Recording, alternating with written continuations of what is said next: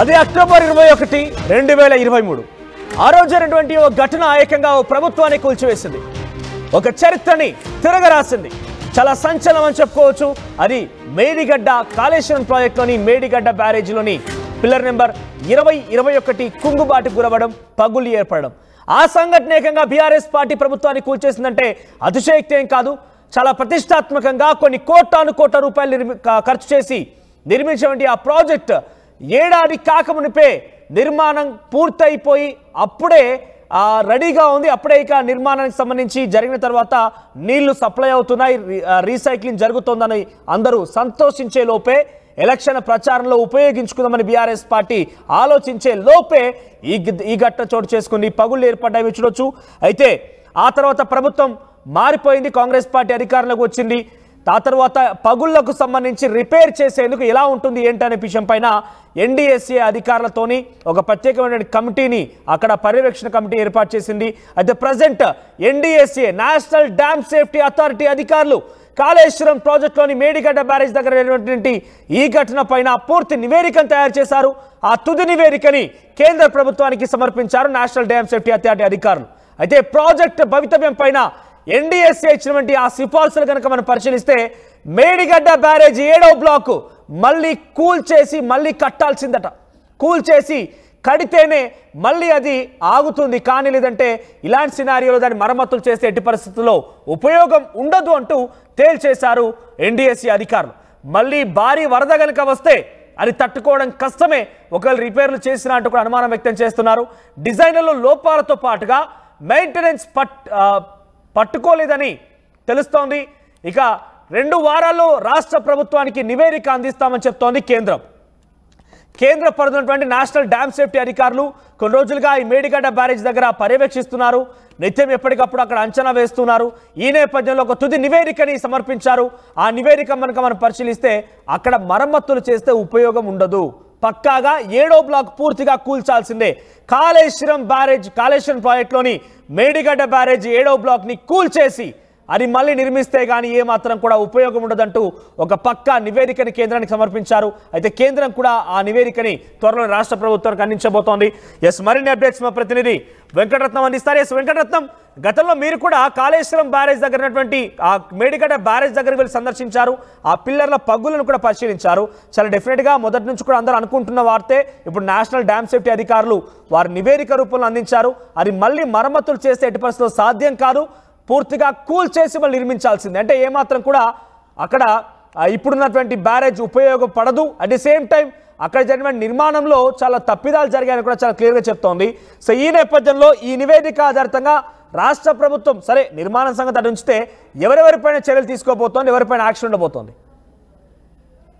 ఇప్పటివరకైతే RTV ground report ద్వారా కూడా గత కొద్ది నెలల క్రితం కూడా ఎన్డీఏ అంటే నేషనల్ డ్యామ్ సేఫ్టీ అథారిటీ అక్కడికి వెళ్లి పనులు పరిశీలించేటువంటి క్రమంలో కూడా కాంగ్రెస్ ప్రభుత్వ అధికారులు అక్కడ ఉన్నటువంటి ఇరిగేషన్ మినిస్టర్ ఉత్తమ్ కుమార్ రెడ్డి కూడా అక్కడికి వచ్చి అక్కడ ఉన్నటువంటి వ్యవస్థనంతా పరిశీలించారు. ఆ సమయంలో కూడా ఆర్టీవీ గ్రౌండ్ రిపోర్ట్ ద్వారా అనేక విషయాల్ని అక్కడ పరిశీలించినటువంటి పరిస్థితి.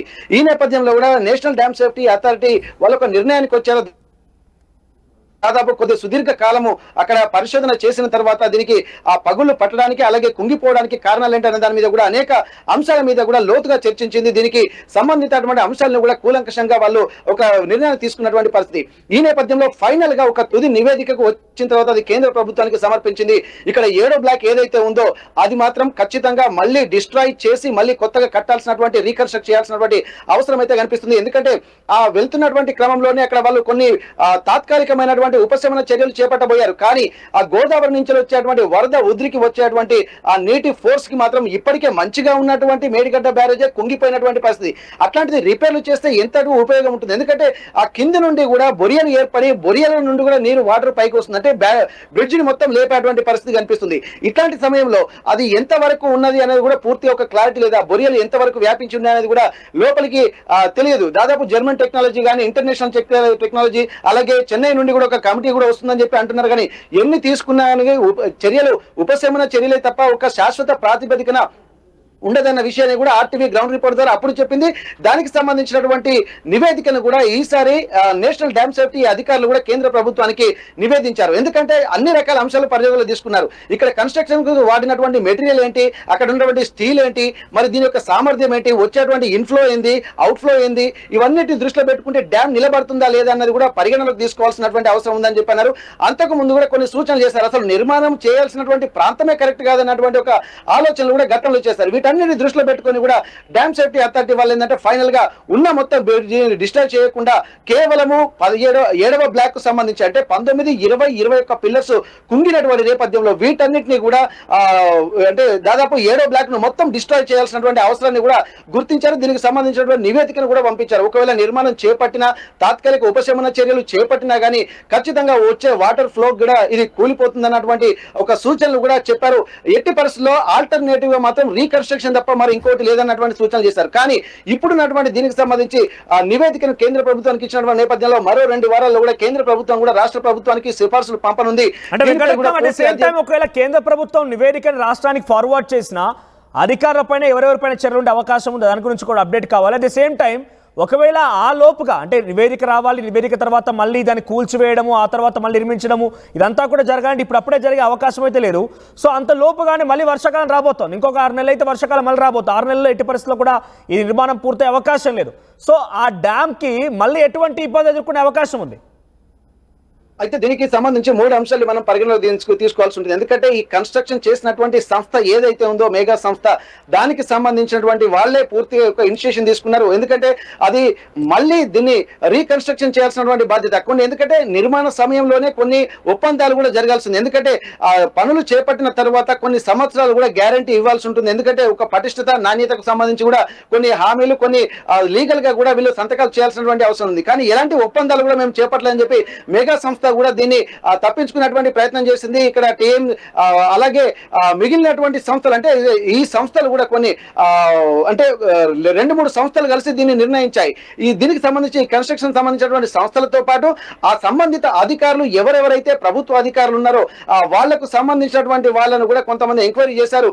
కాకపోతే దీంట్లో కానీ లోపాయకార ఒప్పందాలు జరిగాయి కాబట్టి దీనికి ప్రభుత్వంలో ఉన్నటువంటి అధికారులు, అప్పుడున్నటువంటి అధికారులే బాధ్యత వహించాల్సింది కాబట్టి వాళ్ళందరినీ కూడా ఇక్కడ దీంట్లో విచారించారు. దీనికి సంబంధించి చర్యలు తీసుకుంటామని చెప్పి ముందు నుంచి కూడా వీళ్ళకు చెప్తున్నటువంటి పరిస్థితి. కానీ ఈ నేపథ్యంలో ఖచ్చితంగా దీంట్లో లోపాలు జరిగాయి అన్నటువంటి నిర్ణయానికి వచ్చిన తర్వాత పలాని సంస్థతో పాటు ఎవరైతే నిర్మాణ సంస్థలు ఏవైతే ఉన్నాయో ఆ సంస్థలతో పాటు అప్పుడున్నటువంటి అధికారులు వీళ్ళు ఒక లోపాయకార ఒప్పందాలు జరిగాయన్నటువంటి విషయాలు కూడా దీంతో తేటతెల్లం అవుతుంది. కాబట్టి దీనికి ఎవరైతే ఆ పర్మిషన్లు ఇచ్చినటువంటి వాళ్ళు, అలాగే ఇంప్లిమెంట్ చేసినటువంటి వాళ్ళు, నిధులు విడుదల చేసినటువంటి వాళ్ళు, ఇప్పుడు ప్లస్ అలాగే సంబంధిత సంస్థలు వీరందరిపైన కూడా చర్యలు తీసుకునేటువంటి అవకాశం ఉంది. దీనికి సంబంధించి కూడా తెలంగాణ రాష్ట్ర ముఖ్యమంత్రి రేవంత్ రెడ్డి కూడా ఒక స్పష్టమైనటువంటి సూచనలు చేస్తారు. దీంట్లో ఎవరు బాధ్యులుగా ఉన్నా కానీ ఎవరిని వదిలిపెట్టలేదు. ప్రభుత్వం సొమ్ము అలాగే ప్రజల సొమ్ము కాబట్టి దీన్ని ఒక సొంత పనులకు అంటే కొంత మోసాలు జరిగినటువంటి వాస్తవమే కాబట్టి వీటన్ని దృష్టిలో పెట్టుకొని ఇక్కడ బాధ్యులు ఎవరైనా సరే కఠిన చర్యలు తీసుకునేటువంటి అవకాశం ఉందంటున్నారు. ఇప్పటికే